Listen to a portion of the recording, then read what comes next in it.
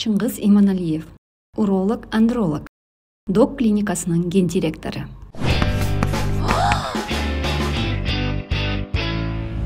Саламатсызбы Чыңгыз байке, чоң рахмат биздин подкастка келгениңизге. Алгач эле мындай суроо пайда болду. Эмне үчүн урологияны тандап алдыңыз эле? Саламатсыңарбы?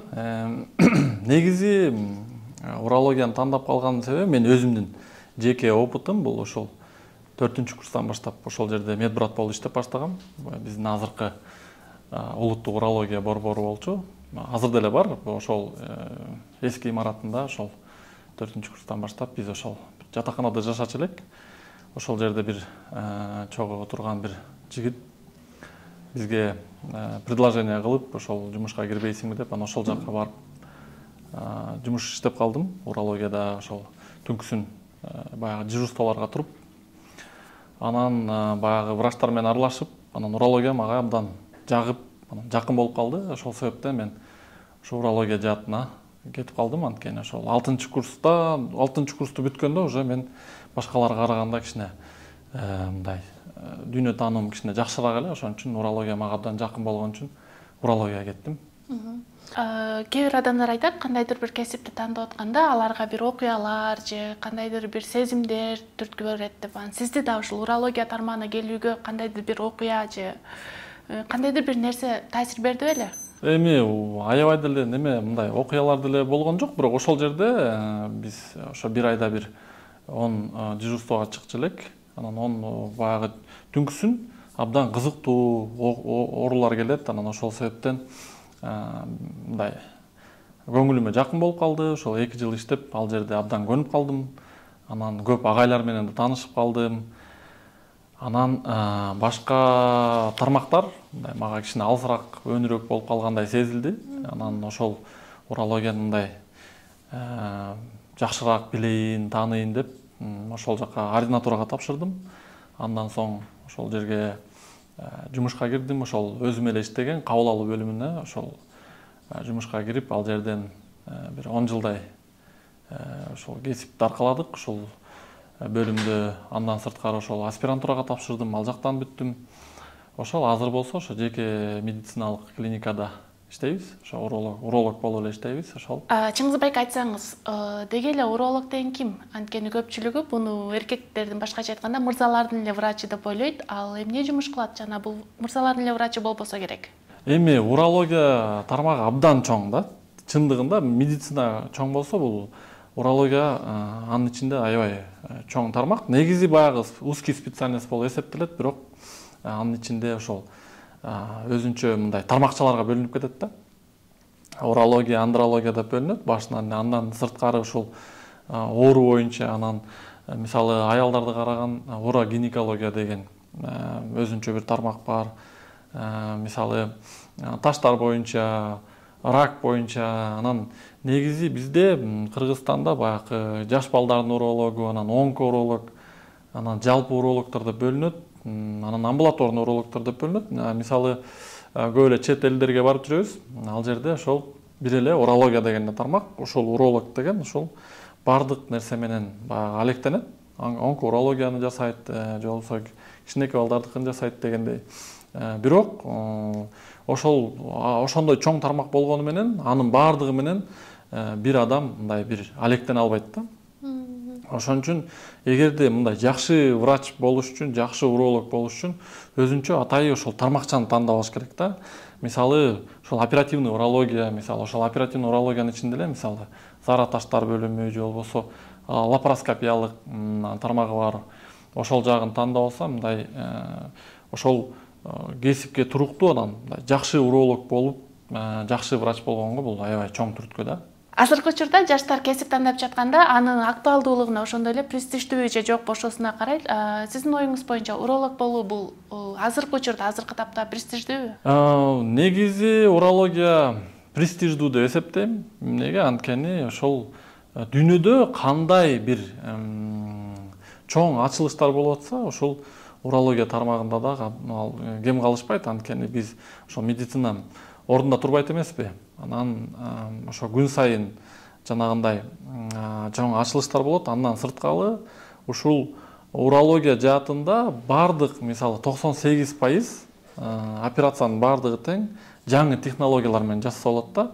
Азыр мындай кеспей жанагындай эндоскопиялык же лапароскопиялык, анан роботохирургия абдан азыр мындай чоң бурулуштарга ээ болуп атат. Анан ушул адамдардын эртерээк айыгып кетүүсүнө түрткү бере турган жаңы методикалар бар. Ошонун бардыгын тең ушул урология жааты аябай мындай бир ыңгайлуу бир тармакта. Ошол себептен мындай актуальностун жогото элек. Ошон үчүн мындай азыркы убакта деле көп адамдар мындай көп жаш баягы биздин дарыгерлер, келечектеги дарыгерлер ошо урология жаатын тандайт. Анткени бул абдан бир кызыктуу тармакта. Анткени ушул биз аялдарды дагы, эркектерди дагы карайбыз. Андан сырткары ушул операция дагы кылсаң болот, амбулаторный уролог дагы болсоң болот. Мындай айтканда өзүнүн кийинки келечектеги баягы бардыгы эле финансага келип такалат эмеспи? Анан ошон үчүн мындай чынын айтканда урологдор мындай жакшы өзүн жакшы жашоодо алып жүрүшөт да көп учурда. Ошол себептен мен ойлойм бул мындай абдан жакшы тармак депчи. Сиздин оюңузду уккубуз келди. Врачтардын образына байланыштуу ар кандай мифтер жана ошондой эле стереотиптер бар. Мисалы, ошол эле врачтарга пакет көтөрүп баш керек, же алар болсо ушундай кардуу, ташпоор келишет. Аларда бир кандайдыр бир синдром Бога деген бар деп айтсаңыз, учурда врачтардын образы кандай? Врачтын образы бул кандай десем, эми биз эмнеге жеке медициналык жана клиникаларга өтүп атабыз? Анткени эми государственный клиникада деле жакшы, азыр мындай обеспечение болуп калды, бирок баягы эң башкысы ушул биз өзүбүздүн эмгегибизди мындай адалыраак кылалы деген эле ой. Эми башкаларды мисалы көп адамдар иштешет, мындай госклиникада деле жаман эмес, ал жакты жаман деп айта албайм, бирок мен ушул өзүмдүн жеке опытымда канчалык адамдар мисалы через мындай бизде касса аркылуу төлөнөт акчаны, анан кийин эми баягы бардыгы эле келип ошо финансага такалат, анан самоуважение керек да. Анан эми мисалы госклиникадан деле мындай коррупциялык кээ бир нерселер болуп атпайбы? Анын баары эле ачык эле айтылып атат азыркы учурдачы. Бирок бизде мисалы мен өзүмдүн жеке оюм боюнча ушул мындай дарылаганда дагы мындай кичине достойнураак дарылайлык, ушул мындай бардыгы мыйзам чегинде болсун деген эле ой менен ушул жеке медициналык клиникаларга өттүк. Жанагы мамлекеттик ооруканада дагы абдан чоң опыт алдым. Ал жакта дагы көп мындай агайларыбыз бар, алар дагы мындай жакшы тарбия берди дегенде, бирок биз өсүшүбүз керек. Өзүбүздү мындай баягы самообразование деп коет, врачтар ар дайым окуп туруш керек да, өмүр бою окуш керек. Анан ошон үчүн ушул жеке медициналык клиникаларда мындай кичине кандай десем, преимущество же болбосо перспектива кичине чоңураак болгон үчүн бир бизге дагы бир жакшы бир предложение кылган үчүн ушул жакка өтүп кеттик. Анан негизи врачтын образы врачтардын жанагы айлык маянасы, анан баягы соцпакет деп коет, мисалы жанагындай чет элдик кинолордо көрүп атпайсыңарбы, кандай врачтар жакшы жашашат да. Негизи ушул ар дайым адам, ошол врач бир адамга ден соолугун кетирип, бирок ал кишинин ден соолугун жакшыртыш үчүн ал эч качан акча жөнүндө же башка нерсе тууралуу вообще ойлонбош керек да. Ошондо гана мындай идеалдуу врачтын образы пайда болот деген ойдомун да. Ошондо сиз өзүңүз айтсаңыз, сизге ошол пакет көтөрүп врачтык билдирип коеюн деп келгендер ачууңузду келтиреби же аларга кандай реакция кыласыз? Эми андай учурлар албетте болгон. Эми көп учурда андай болот. Эми бул баягы сизде калыптанып калган нерсе. Калыптанып калган нерсе, анткени бул ошо совет доорунан калып калганго деген ойдомун. Анан ошол ал кезде деген ошол азыр деле ал кезде деле медицина бекер болчу. Анан ошол баягы врачтардын баягындай колун майлап коелу деген ой менен же болбосо тиги ошол врачтын бир көңүлүн алып коелу деген ойдо ушундай бир президенттерди беришет. Эми ал жактан мындай эч кандай деле бир мындай бир катачылыкты ойлобойм. Бул адамдын өзүнүн чын жүрөгүнөн чыгып келаткан бир ою болсо, анда албетте бул приветствуется. Бербей койсо таарынбайсыздар деле. Жок, ал деген жок, эми ал деген бергенге милдеттүү эмес да. Ал биз ошол биздин бул эми мындай да врачтар деген ушул биз өзүбүздүн милдетибизди аткарып атабыз. Биз ушул бул биздин призваниябыз, бул өзүбүз ошол кичинекей кезибизден бери тандап келген өзүбүздүн сүйүктүү кесибибиз. Анан ошол кесипте кесипти аркалап эмгектенип атканда ал жөнүндө ойлобосоң деле бул уже Кудай өзү берет экен да. Көп жерде мисалы мындай айтканда аброюң чоңураак дегенде башка кесиптерге караганда, анан ошон үчүн ойлойм бул мындай Кудай берген кесип, ошон үчүн ал жөнүндө ойлонбош керек.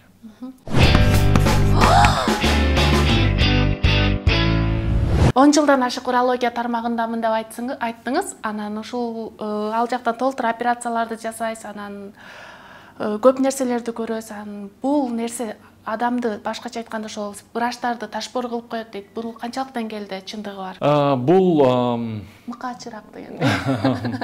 Балким кээ бир учурда болушу мүмкүн, бирок эми биз мындай аябай деле мындай ташпор эмеспиз. Ошол биздин бейтаптарыбыз жакшы болуп кетсе, биздин бейтаптарыбыз мындай көңүлү көтөрүлүп, ошол бизге алкышын айтып чыгып кетсе эле, ошол бизге рахат алып келет да. Анан чындыгында мындай кээ бир учурлар болот, аябай көп баягы оорулар болуп, ушул мындай морально чарчап кеткен убакта ушундай бир корс мамиле кылган учурлар эми көп эле кезде учурап атпайбы. Ошол себептен ошол жагынан балким ушинтип ташпоор деп ойлоп калышса керек. Анткени врачтарда эмгеги аябай татаал, оор кесип да. Анан көп учурда баягындай летальный исходдор болуп калат. Анан баягы биздин агайларыбыз айтчы да, мындай никогда не идите на поводу с пациентом депчи. Анан баягы бирдемени айтса эле баарын кыла бербеш керек да. Бирок ошонун көңүлү менен, бирок ошол туура протокол аркылуу лечение кылсаң эле ошол жыйынтыгын берет. Бирок ошол бейтап ар кандай нерселерди айтып бериши мүмкүн, анткени ал стресс болуп атат. Анан ошол стресс болуп аткан учурда аны туура мамиле кылып, мындай корс мамиле кылбай, бирок хладнокровный отношение кылыш керек. Бул жагы туура эле, анткени хладнокровный болбосоң бейтап эч качан жакшы болбойт да. Корко берсең пациент да коркот. Ошон үчүн бул жерден ошол хладнокровный, ошол ташпордук жагы ушул жагынан го деп ойлойм да. Чынында эле сезимтал, назик эле адамсыздар. Чынында сезимтал, назикпиз, анан абдан мындай стресске көп дуушар болушат да врачтар. Эмнеге? Анткени ушул бул биз адамдын эң баалуу нерсеси менен күрөшөбүз. Ошол ден соолугун чыңдайбыз, ошол операция кылгандан кийин ар кандай бир мүчүлүштөр болуп калышы мүмкүн. Ал жерде дагы ушул мындай көп ойлоносуң, уктабаган күндөр болот. Түнкүсүн 12-1 болобу, 3 болобу чакырышат. Ошол баягы күзөттө турган врачтар чакырып ушундай болуп атат дейт. Анан жолдон кетип барат, ойлоносуң, ушул Кудай ушул бейтабыма ден соолук берсе экен, ушул бейтабым эптеп эле жакшы болуп чыгып кетсе экен деген ой. Анткени баягы ал адам ошол баягы ичер суусу бүтүп, жаны үзүлүп кетсе абдан чоң врачтарга да стресс, клиникага дагы, бир туугандарына дагы. Ошон үчүн бул нерседен баягы ар дайым ушул Кудайдан суранып келебиз да. Ошол. Эми суроолорго өтсөк, Чыңгыз байке айтсаңыз, мырзалар эмне үчүн урологко баргандан уялат, жана ооруп жатса дагы акырына чейин чыдаганга аракет кылышат. Бул эмне менен байланыштуу деп ойлойсуз? Туура айтасыз, абдан мындай актуалдуу суроо. Анткени бул урология жааты негизи эле мындай абдан бир щепетильный вопрос да. Анан кийин бул жерде көп кишилер ошол баягы менталитетке байланыштуу абдан тартынышат, келбейт. Анан көп учурда бир кандайдыр бир бейтапта проблема болуп калабы, ошол учурда жубайлар алып келишет да. Ошол аял кишилер сүйрөп болбой көрүнүшүң керек деп, анан эле жок көрүнүшөт. Анткени ушул бул аябай кандай десем, уяттуу нерсе деп ойлошот. Анан көп учурда биздин эл бул уят деген нерсени абдан мындай бийик кармашат. Ден соолуктан да бийик. Ошол ден соолуктан дагы ашыгыраак мындай кабыл алышат дагы, анан көп учурда ушу барбай жүрө беришет. Анан бул биринчи кезекте мен эркекмин деген өзүнүн эгосу бар да. Мен эркекмин, мен эми баягындай слабый организм слабый эмес, мен өзүмдү жакшы сезип атам деп эле жүрө беришет көп учурдачы. Анан айла жок болбой калган учурда мындай самый критический моменттерде гана келишет. Же төшөккө жатып калганда, же аябай катуу ооруп такыр чыдай албай калганда келишет, же болбосо мисалы тукумсуздук учурунда мындай анамнез деп коет. Ошол оору жөнүндө маалымат чогултсаң, айтышат ушу 5-6 жыл болду, ошо балалуу боло албай атабыз деп эле. Анан байкуш биздин ушу элдин бир кандайдыр бир чоң проблемасы бар. Ошо аял кишини эле дарылаш керек. Бул аялынан деп анан мисалы эркек кишилерди карасаңар, айылдарда, мисалы шаарда деле көп учурлар болот го. Бир аял кетиришет, 2 аял кетиришет, анан баягы балалуу болушпайт. Анан коем сен да барып дарыланып келчи деп же туугандар айтат, же ушул баягы өзү жакта турган бир врачтар же болсо тааныштары сен өзүң да көрүнүшүң керек деп анан айла жок келип көрүнүшөт да. Эми мурун абдан маалымат аз болчу. Интернет айдыңында же болбосо телевидениеда деле көп мындай просвещение жок болчу. Ошол себептен ал кезде мындай ушул маалыматты газетадан алып эле ошол газета аркылуу мындай келип калышчы. Бир кандайдыр бир акция жүргүзсөк, мисалы урологиялык борбордо. Анан азыр болсо интернет, Instagram, Facebook, TikTok деп абдан чоң мындай бир бум болду. Анан ошол учурда бир бейтаптар ушуну көрүп алып, кой чын эле барышыбыз керек экен деп өздөрүнүн баягы организмде же болбосо өзүндө болгон симптомдорду издешип, анан кийин келип бизге ошол приемго жазылышып көрүнүшөт да. Анан ушул бир четинен бул интернет деле мындай жакшы бир пайда алып келип атат го деген ойдомун биздин элге. Тиктокторго чыгып атасыздар, интернеттерге чыгып атасыздар. Башкача айтканда, маанайды көтөргөн видеолорду тартып жатасыздар. Бул нерсе бейтаптардын келүүсүн, башкача айтканда убагында кайрылуусуна кандайдыр бир өбөлгө же шарт болуп берип жатабы? Албетте, бул нерсе эми азыр ушул 21-кылымда, ошо азыркы биздин доордо ушул интернет ушул азыр биринчи орунда чыкты да. Анткени мурун өзүңөр байкасаңар керек, телеканалдардан ар кандай врачтар мындай реклама беришчи да, ушундай пациенттер келсин деп. Анан азыр биз эми баягы пациенттер деле бейтаптар деле жетиштүү, бирок ошол баягы биз ошо туура маалымат берелик, туура дарыланышсын, анан туура дарыларды ичсин, анан кандай бир профилактикалык бир кандай десем, эми мына профилактика кылыш үчүн ошо ооруну биз ошол жөнүндө маалымат бергенге аракет кылабыз да. Образды да өзгөртүңүздөр. Образды биз деле көрө алабыз, билебиз. Ооба, анткени деген мурун ошол врачтар аябай строгий болуп, ошол мындай эми баягы азыр деле элита, бирок ошол башка нукта, ошол баягы көбүн сурасаң эле ошол врачтардан врачтын образы мындай кандай десем башкача бир кабыл алынчу да. Азыр болсо биз бир башка нукка буралы деген ой менен ушундай бир маалыматтарды таратып атабыз. Маалыматтар аз деп калдыңыз. Ушул жерден сиздин оюңузду билгибиз келип жатат. Мектептерде жыныстык тарбия берип, башкача айтканда sex education'дун киргизилиши боюнча кандай ойлойсуз? Бул нерсе керекпи? Негизи ушул sex education деп коет. Ушул сексуалдык тарбия абдан керек. Биздин мектептерге ушул жетишсиз деп ойлойм. Эмнеге? Анткени бул абдан көп чоң нерселерден арылса болот да. Анткени биздин жаштарыбыз ошол жанагындай баягы пубертантный возраст деп коебузбу, же болбосо подростковый возраст деп коебузбу, ушул арада көп окуучулар же болбосо жаш жеткинчектер ушул өзүнүн баягы границасын билишпейт да. Анан ушул жанагындай сексуалдык тарбия жөнүндө эч кандай маалымат жок болсо, адамдар караңгы болсо, ар кандай биринчи кезекте бул зомбулук көбөйөт экен да.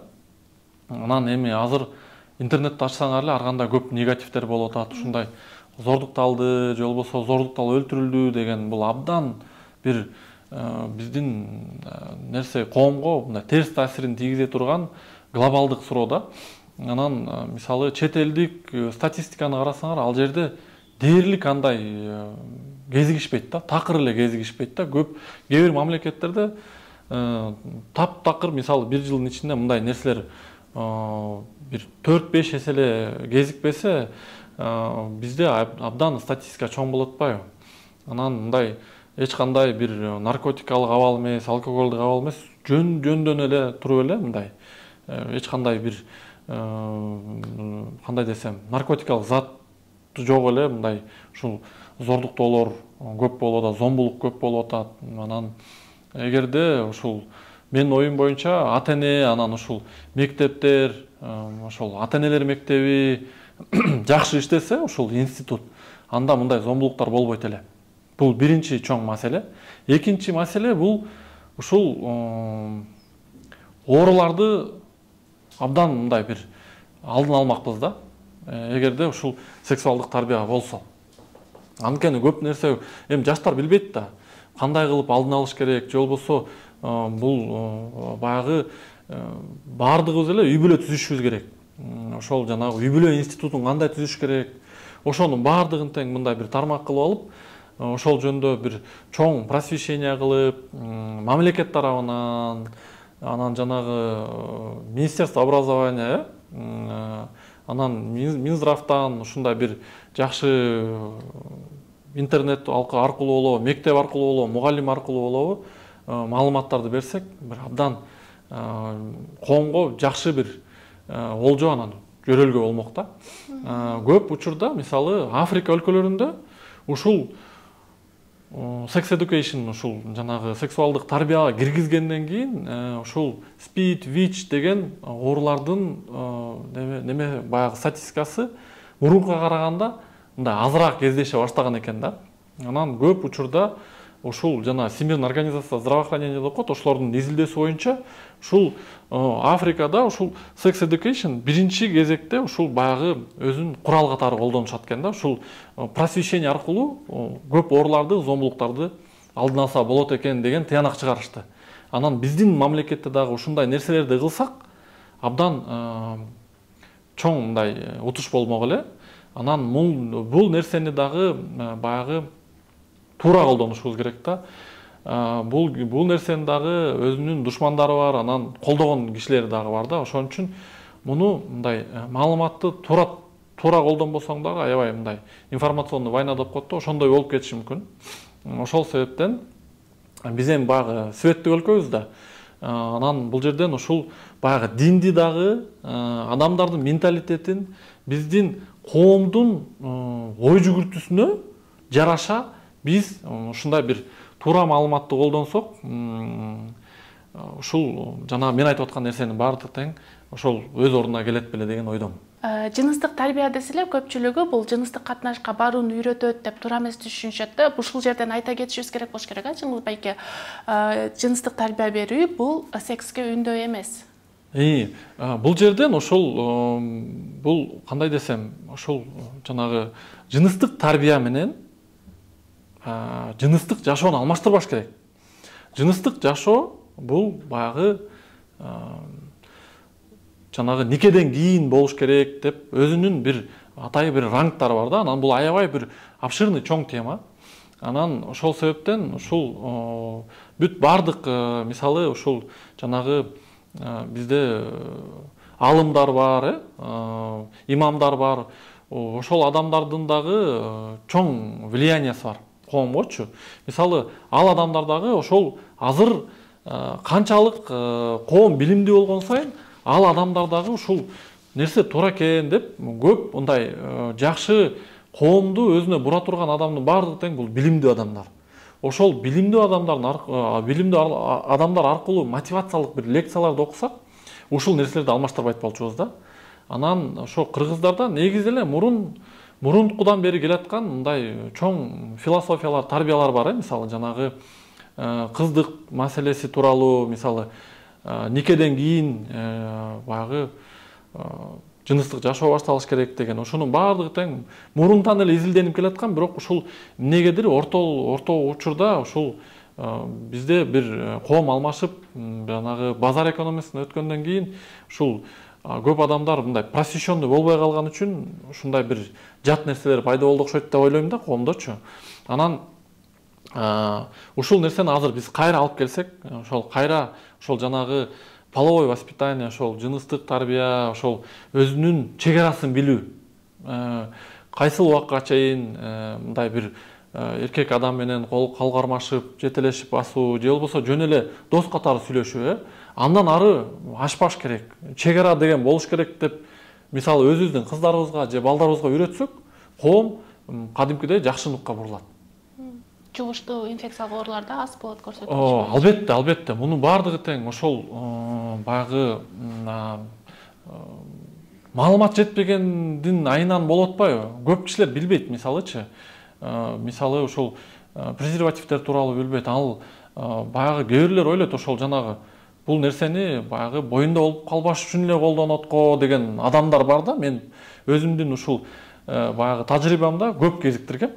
Анан ушул аларды отургузуп алып, түшүндүрүп, сүйлөшүп, консультация бергенден кийин, бул мен ойлогондон такыр башка нерсе турбайбы деп көбү таң калган учурлар болгондо, ошон үчүн бул абдан чоң бир ден соолукка залакасын тийгизе турган нерсеге чейин алып барышы мүмкүн.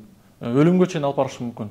Ошон үчүн бул абдан чоң глобалдуу маселе азыркы биздин коомдо. Урология дегенде эле көпчүлүк эле мужское здоровье дейт, башкача айтканда эркектердин ден соолугу дейт. Деги эле бул эз эмне? Эми негизи эркектин ден соолугу ушу мужское здоровье деп көп мамлекеттерде атайын изилдөөлөр болгон. Анан ушул баягы эркек адам өзү ушу эркектин ден соолугу кандай болуш керек, Анан биздин коомдо сен эркексиң деп эле ал киши мындай темир адам сыяктуу эле кабыл алышат дагы. Анан бул баарына чыдайт, бул эчтеке болбойт, бул иштеш керек, анан бул акча табыш керек, бул үй бүлөнү багыш керек, анан бул баягы ошол мындай үйдүн бурчунда отурат деген сыяктуу эле бир мамиле кылышат да эркектергечи. Жок, андай эмес. Эркектер дагы абдан, эркектер аялдарга караганда абдан мындай баягы организм салыштырсак слабыйраак болот. Андан сырткары стресстерге абдан мындай көп чалдыга турган ушу мындай эркектер да. Анан ушул эркектер өзүнүн дагы мындай ооруларды алдын алыш керек биринчи кезекте. Ушул мужское здоровье деген эмне бул? Ошол эркектин ден соолугу чың болуш үчүн ар дайым туура тамактаныш керек. Андан сырткары жанагы ден соолукка зыян келтире турган нерселерди колдонбош керек. Бул ошол жанагындай чылым, насыбай, арак, пиво деген ушундай жагымсыз нерселердин баардыгы тең бул эркектин ден соолугуна аябай терс таасирин тийгизет. Андан сырткары эң чоң мотивация бул спорт. Спорт менен ар дайым машыкса эркектин ден соолугу чың болот да. Анан туура тамактануу. Туура тамактануу, андан сырткары ушул тайм менеджмент, өзүнүн убактын туура колдонуу, анан үй бүлөгө туура мамиле кылуу, анан жанагы ашыкча салмак. Ашыкча салмак дагы ушул абдан ошон терс таасирин тийгизет. Ошонун баардыгы тең идеалдуу болсо, бул эркектин ден соолугу чың, жана ошол эркектин ден соолугунун образы ушунда да. Спорт менен машыгыш керек деп калдыңыз, адам активдүү болуш керек деп. Анан азыркы заманда карасаңыз, бул кыймылдын аздыгынанбы же отуруп иштеген жумуштун көптүгүнөнбү мырзалардын көбүндө курсактар бар. Бул нерсе алардын репродуктивдик ден соолугуна кандай терс таасир берет?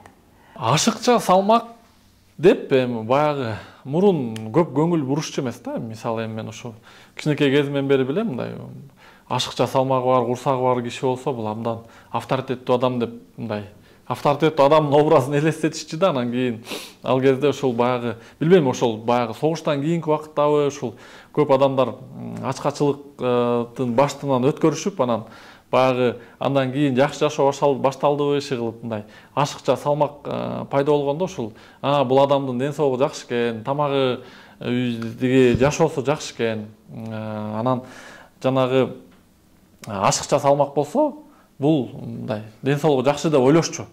Анан азыркы учурда мына акыркы бир калп айтпайм 20 жылдан бери ушул ожирение деген бул уже диагноз.